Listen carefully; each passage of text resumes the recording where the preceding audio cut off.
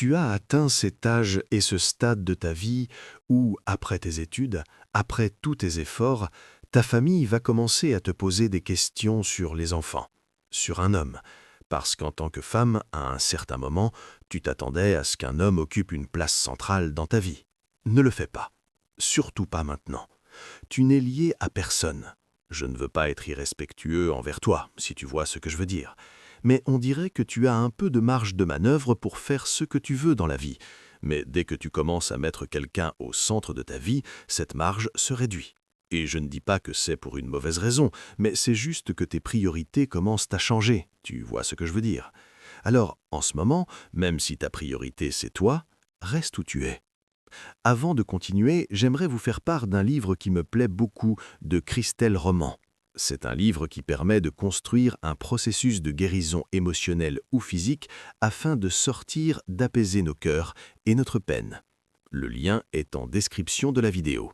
Merci du soutien que vous m'apporterez et n'hésitez pas à vous abonner, liker et partager.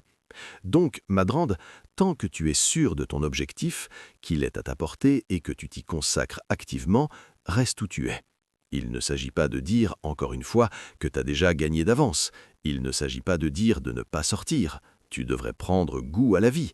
Ainsi, tu ne seras pas naïf à 30 ans.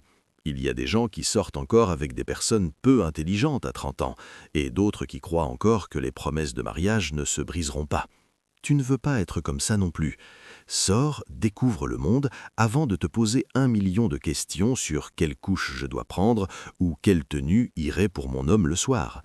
Mais pour ressentir le besoin de te marier et de commencer à planifier des enfants, ma chérie, la garde d'enfants coûte plus cher que les études supérieures maintenant. Ne t'inquiète pas si tu n'as pas d'enfants. Ne t'inquiète pas, tu es encore toute jeune toi aussi.